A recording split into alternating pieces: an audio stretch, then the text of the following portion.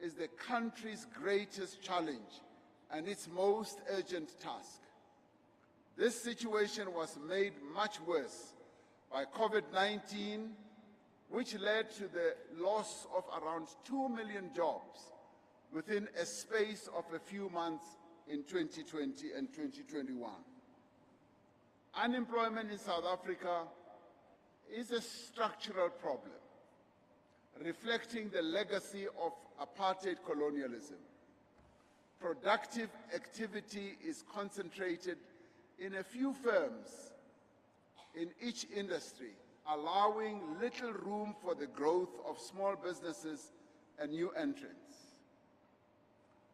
Most growth sectors are not sufficiently labor-intensive, and there is a mismatch between the skills we have and the skills that our economy needs. Excessive regulation and inefficient network industries increase the cost of doing business and, importantly, the cost of hiring people. An important focus of the last 5 years has been on encouraging the emergence of small and medium enterprises, cooperatives, small businesses, as well as rural, but also township businesses. Undermining all our economic transformation efforts is the advancement of the economic position of Black people and women South Africans. That is why we introduced broad-based Black economic empowerment, affirmative action, preferential procurement, and other transformation policies to address the imbalances created by years of apartheid rule. We must resist at all the calls to abandon our transformative economic policies or to defer the task of broad-based Black economic empowerment. Now more than ever, we need to undertake the task of empowerment with greater intensity and purpose. The Economic Reconstruction and Recovery Plan, which was adopted in October of 2020, set out to improve conditions for the revival of our economy post-COVID. Recognizing that it would take time for the labor market to recover in the wake of the pandemic, government launched an employment stimulus program to provide public and social employment opportunities. It also supported livelihoods of people in sectors particularly badly affected by the pandemic, such as the creative industry, the small-scale farmers, and the ECD practitioners, as I said earlier. One of our tasks is to ensure that the people who graduate from these programs that we have embarked upon find opportunities elsewhere in the economy for employment and income generation. We have set up an online platform to provide pathways, particularly for young people, to job opportunities to learn and to start their own youth enterprises. To date, over 3 million young people have registered on this platform, and more than 900,000 young people have been placed in earning opportunities. The economy is showing signs of recovery. The latest GDP figures show that the size of the economy has surpassed the pre-pandemic levels. Employment statistics indicate that nearly 1.5 million new jobs have been created in the last year, although we have still not reached or recovered all the jobs that were lost during pandemic. As I said, we lost some 2 million jobs. These statistics offer tentative hope of a more sustained recovery. The task of this 55th conference is to agree on the necessary measures that we need to take to ensure not only that the economy recovers faster, but that we create more employment, but that we also improve the lives of South Africans, as I said earlier, particularly workers and the poor in our country.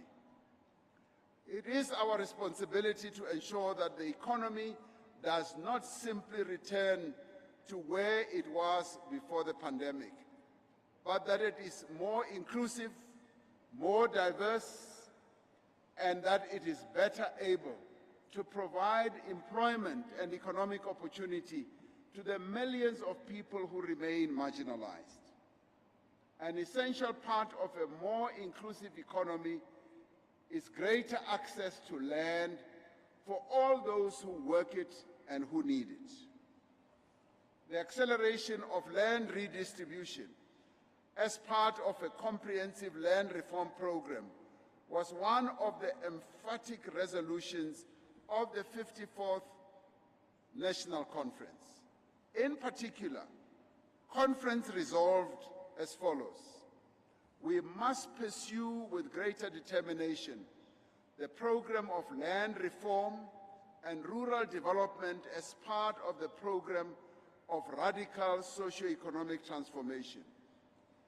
We also said expropriation of land without compensation should be among the key mechanisms available to government to give effect to land reform and redistribution. In determining the mechanisms of implementation, we continued, we must ensure that we do not undermine future investment in the economy or damage agricultural production and food security, the 54th Conference said. Furthermore,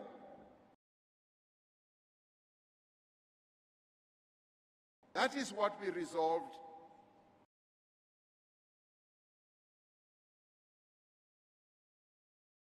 recognized the pain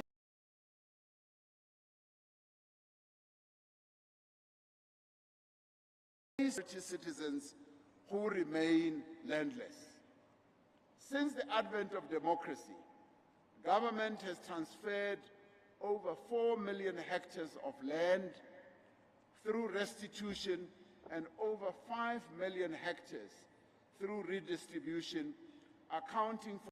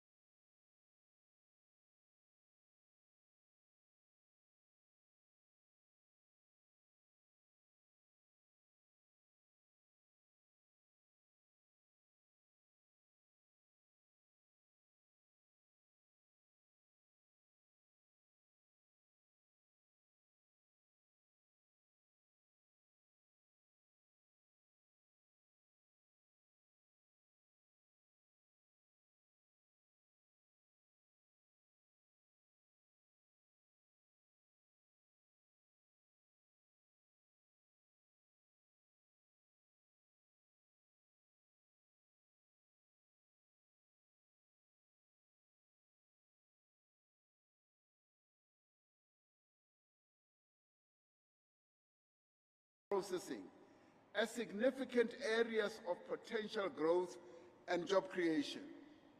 This includes support for emerging commercial farmers as well as small-scale farmers. The impact of the input vouchers that were provided to around 140,000 small-scale farmers to buy seeds, fertilizer, and equipment as part of the presidential employment stimulus shows the great potential for such targeted support that we can give to our farmers. As we observed at our 6th National Policy Conference that we held this our continent and the world than climate change. The world needs to significantly reduce greenhouse gas emissions if we are to prevent catastrophic destruction and widespread suffering. We are already seeing the effects of climate change. Floods that our country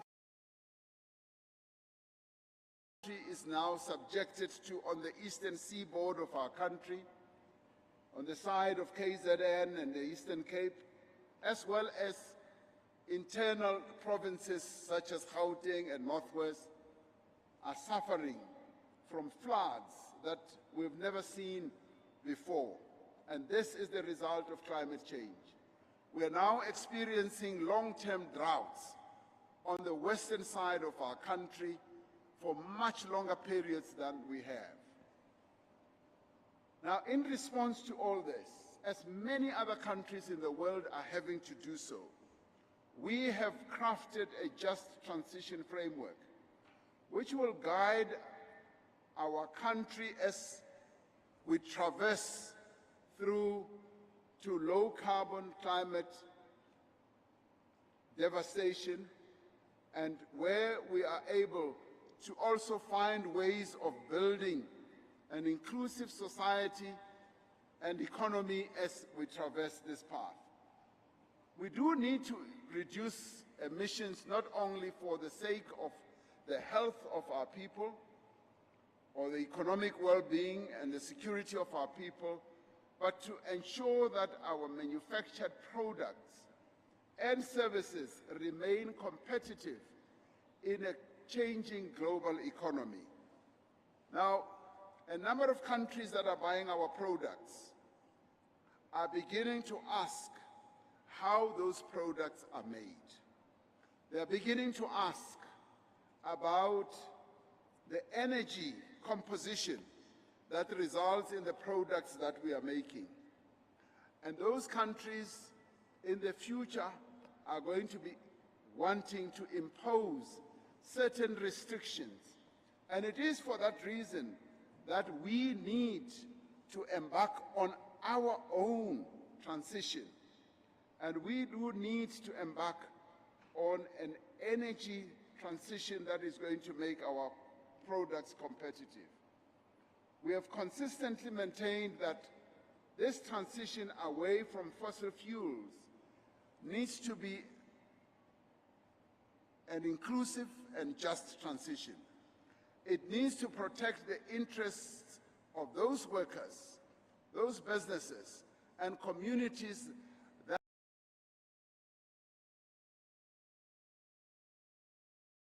fossil fuels to renewable energy. For example, new jobs and opportunities need to be created for workers in old power stations that are being decommissioned because they have reached the end of their lives. Like, for instance, one of our power stations, Komati, has reached the end of its life, and we've got to recalibrate it to be a power station that will now be aligned with the direction that we want to move in. We also need to look at how, as our coal mines run out of coal, how we are going to address that challenge, as many other countries are already beginning to do so. We need to skill, upskill, and reskill workers who will be affected to take up positions in new industries.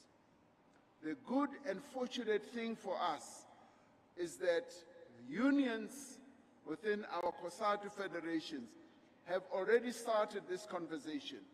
And indeed, the federation itself has already come to grips with the exigencies of climate change. Now, affected communities need to benefit from the building of new renewable energy plants and new industries. And I can say opportunities that are going to be yielded as we move to new forms of energy are going to benefit our economy.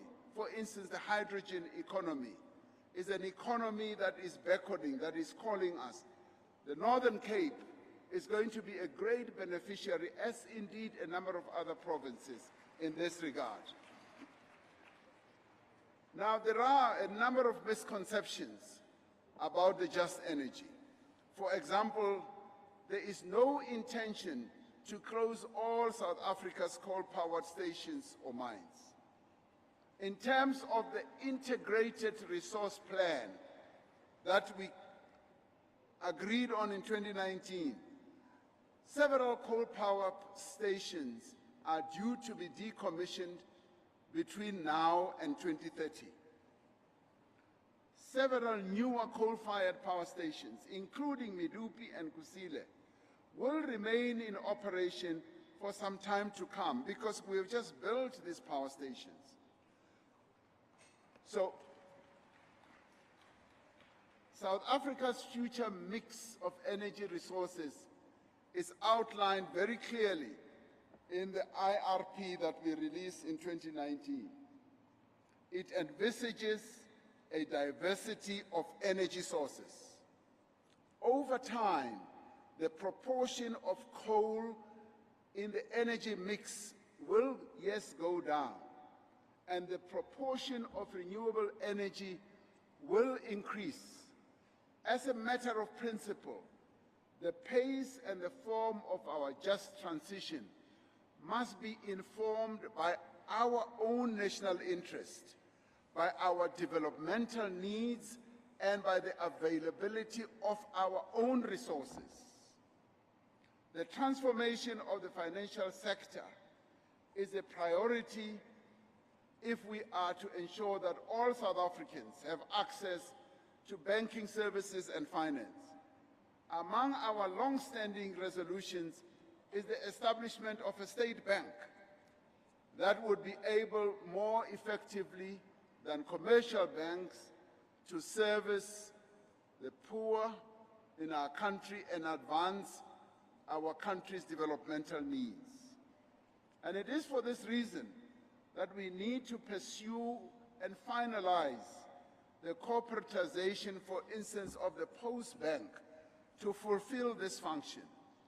The Post Bank is our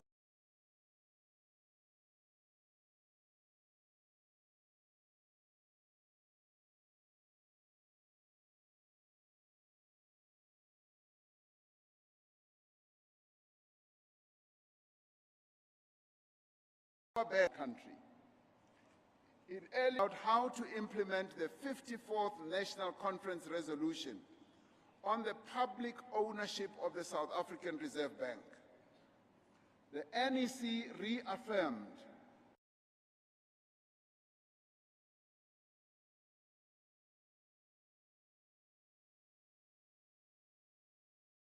that it should be fully owned by the people of South Africa. That was agreed. Now, the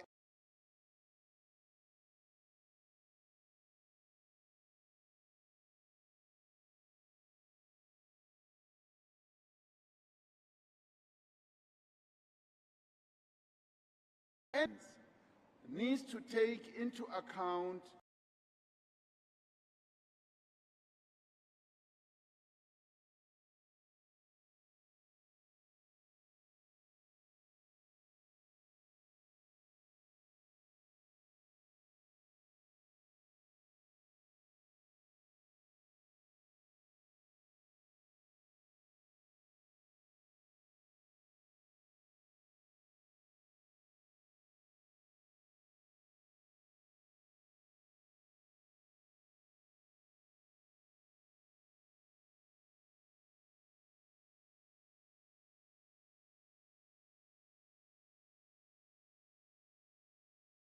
high levels of concentration.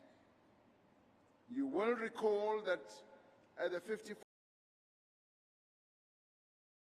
conference, we did discuss the issue of the high levels of competition, of concentration of ownership and control in our economy. Enable a reduction in data prices following a market inquiry, action against companies that